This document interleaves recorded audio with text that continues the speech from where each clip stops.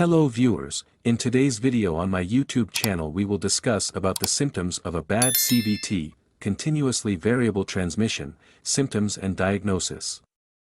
CVT, continuously variable transmission, is an automatic transmission system commonly used in vehicles. It differs from traditional automatic or manual transmissions by providing an infinite number of gear ratios rather than fixed gears. This allows for smoother acceleration and improved fuel efficiency. In a car, the CVT is typically located within the transmission assembly, positioned between the engine and the wheels. It transfers power from the engine to the wheels. A CVT is similar to an automatic in that it doesn't use any input from the driver, but that is where the similarities end. A CVT doesn't have any gears. Instead, it has two pulleys. One pulley connects to the engine, and the other connects to the wheels. A flexible belt connects the two pulleys. One pulley in the CVT is connected to the engine and the other directs power to the wheels. The width of these pulleys changes based on the needed power. As one gets larger, the other gets smaller. This allows a CVT to deliver strong and seamless acceleration. A shaft connects one pulley, drive pulley, to the engine's power output, and the other pulley, driven pulley, sends the power through another shaft and to the drivetrain.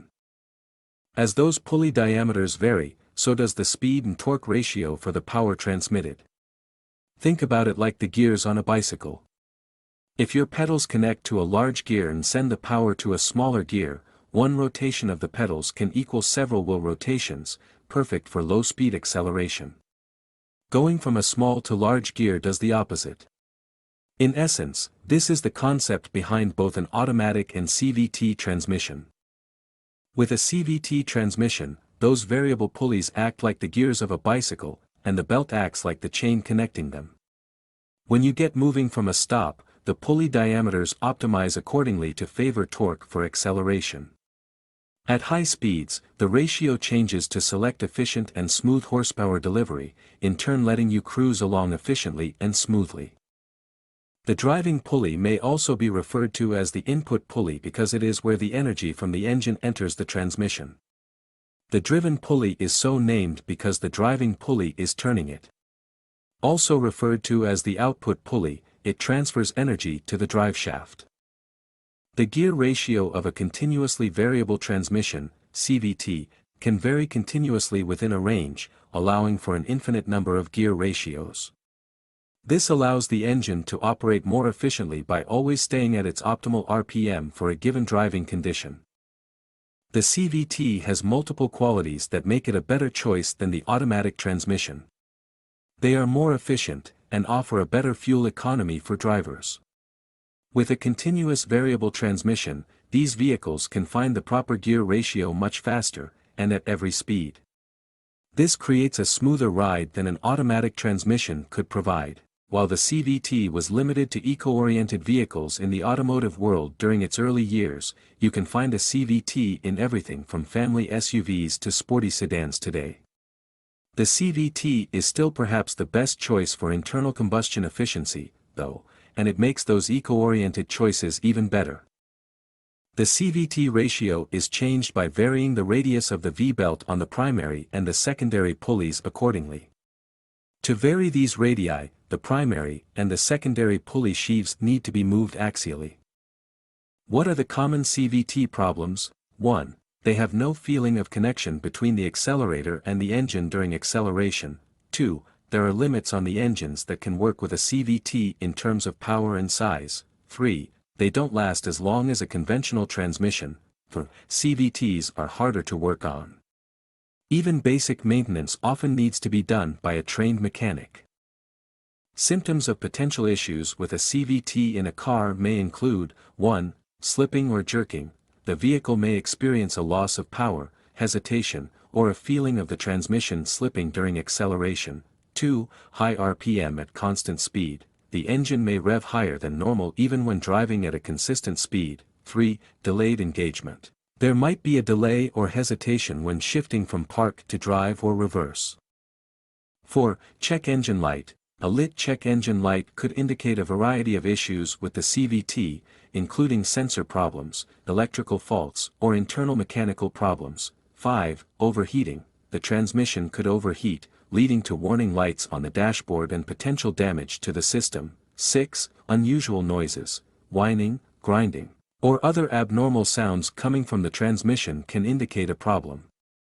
7. Loss of power. A failing CVT transmission may result in a loss of power or reduced acceleration when driving. 8. Leaking fluid. A leaking transmission fluid can be a sign of a failing CVT transmission, which can lead to further damage if not addressed.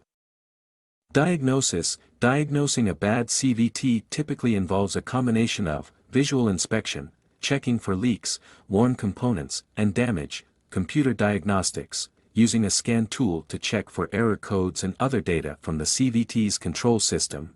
Test drive. A technician will drive the car to assess the symptoms and confirm the diagnosis. 1. CVT fluid is different from ATF.